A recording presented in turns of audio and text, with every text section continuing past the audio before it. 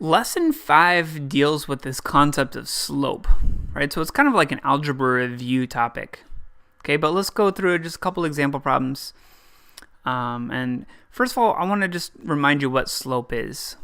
Okay, so we're going to find the slope of each line, and then we're also going to explain what the slope means. Okay, so first of all, what slope is, right? Remember, slope is abbreviated as with the letter M.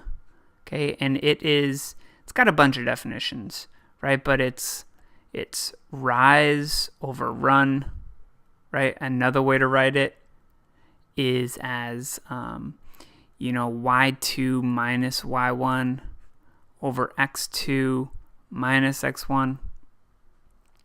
And so kind of these are the two basic ways to write it.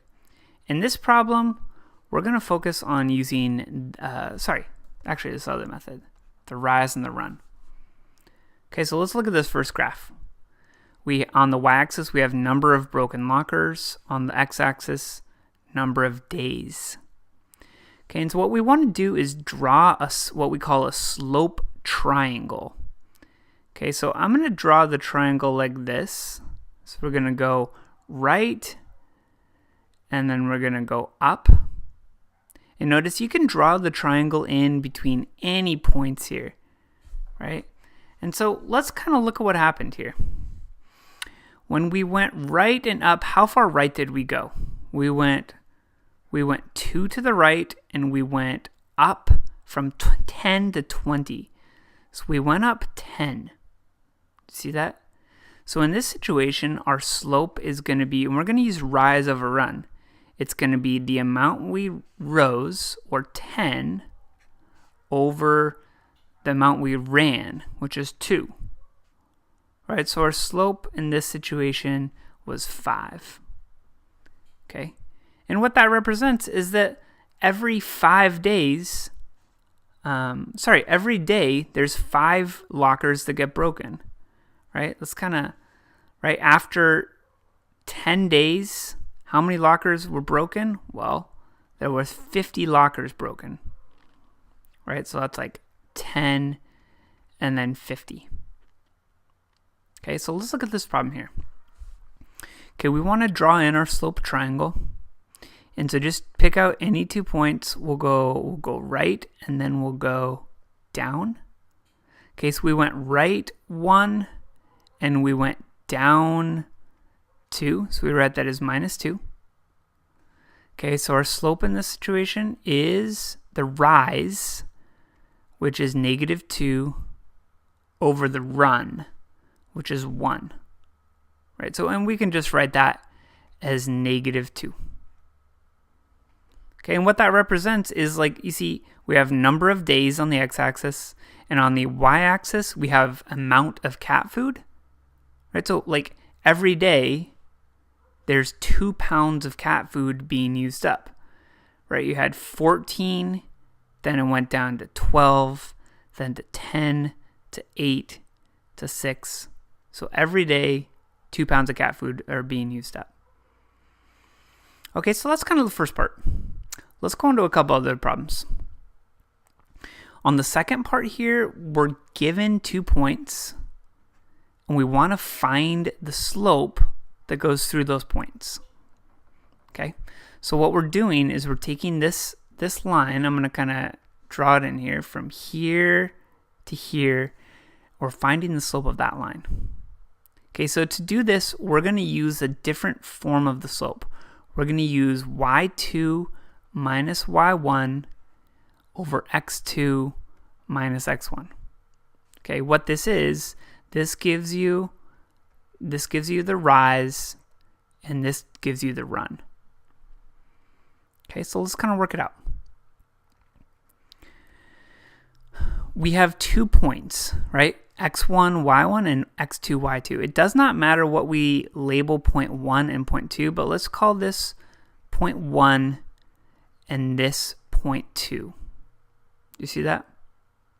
Okay, so we just want to follow this formula. Okay, what is y2? y2 is negative 5. So we say, and I'm going to put this in a different color, negative 5 minus, what's y1?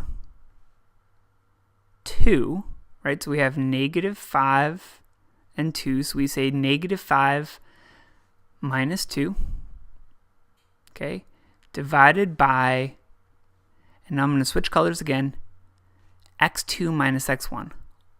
0.2, the first x is 4, so we say 4 minus, and then this is negative 3, so 4 minus negative 3. Okay, and so what we want to do here is simplify what we get here. Okay, negative 5 minus 2, up top we have negative 7, and in the denominator 4 minus negative 3, that becomes positive 7.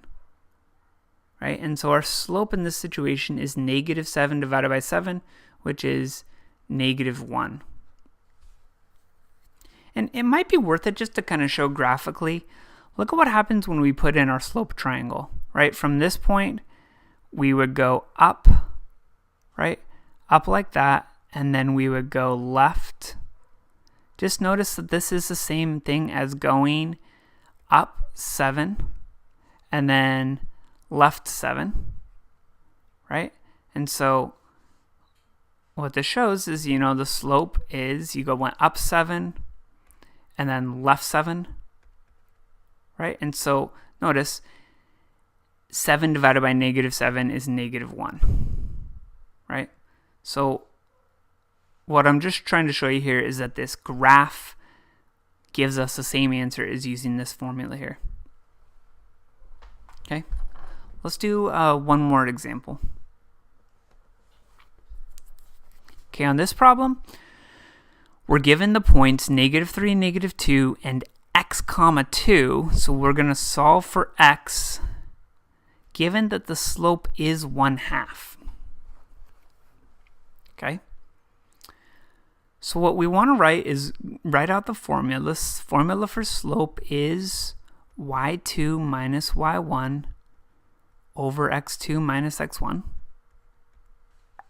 Okay, I'm going to erase some of this here.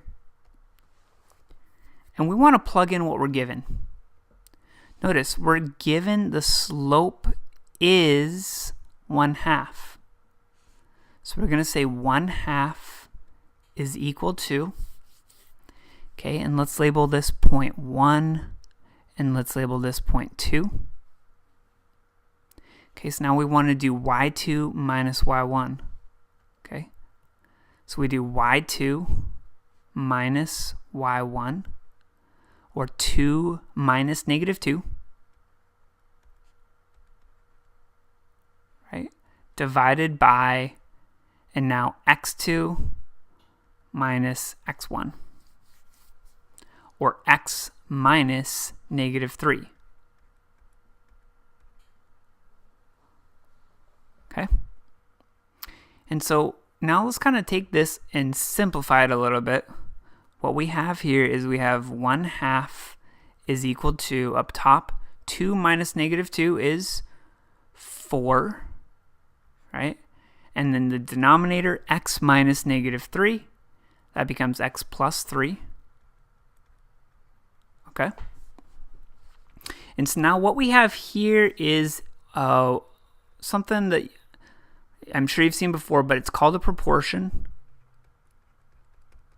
Okay, and to solve this proportion, what we want to do is we want to cross multiply.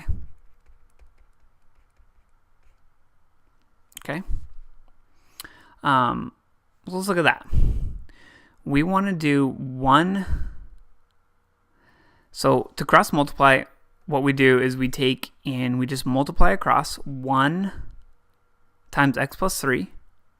Right, so what that gives us, and I'm going to kind of work up here, is x plus 3, right? And then we have 4 times 2. So this equals, 4 times 2 is 8. Oops, sorry about that. 4 times 2 is 8. Okay, so when we cross multiply, we get this. Okay, now we want to solve this for x. Okay, so kind of follow the steps, right? So we go minus 3, minus 3. Okay, and we get the x is equal to 8 minus 3 is 5. Okay, so we found that x is 5. And so let's just kind of double check to make sure that makes sense. Let's plot the point -3 and -2. And this is something you don't need to copy down. -3 and -2 is right here. Okay, and then x is 5, 5 comma 2 is out here. Okay, and does that give us a slope of 1/2? Right? Do we go up and then over? How much do we go up here? We went up 4 and we went right 8. Right? So on this, our slope is 8/4. Right? Sorry, my bad. The slope is rise over run, or 4/8, which is 1/2. Right? So it kind of checks out. Okay, so that's it for these problems. The only other thing I want to mention is just how to solve a proportion. So I want you to copy this down really quickly. So I'm going to call this example number 3. Okay, and we'll call it solve for x. Okay, just solving a couple of proportions here. What if I gave you 2 is equal to 4 over x plus 3? Okay, how do you solve for x in this situation? Well, you want to cross multiply. But in order to cross multiply, we want to write 2 as a fraction. How do you write 2 as a fraction? You write it as 2 over 1. Right? And so now we can cross multiply. We do 4 times 1. That gives us 4 is equal to, and then 2 times x plus 3. We write that as 2 times x plus 3. Cool. And so now we want to solve this out. Okay. So we get 4 is equal to 2 times x is 2x. And then 2 times 3 is plus 6. Okay, so all we did there, just distribute this guy out. Okay, now we want to take and solve for x, right? That's the goal. X is equal to something. So we want to start by subtracting 6 and subtract 6. Okay, and so we left with -2 is equal to 2x.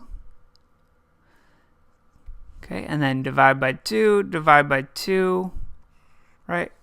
And we find the x, 2 divided by 2 is 1. So we get x is equal to -1. Okay? So that's that. Really what I wanted to show you there is that we can take 2 and write that as a fraction, right? So that this idea here, 2 is the same thing as 2 over 1. Okay, so that's it for the video. Good luck on the worksheet, and let me know if you have questions.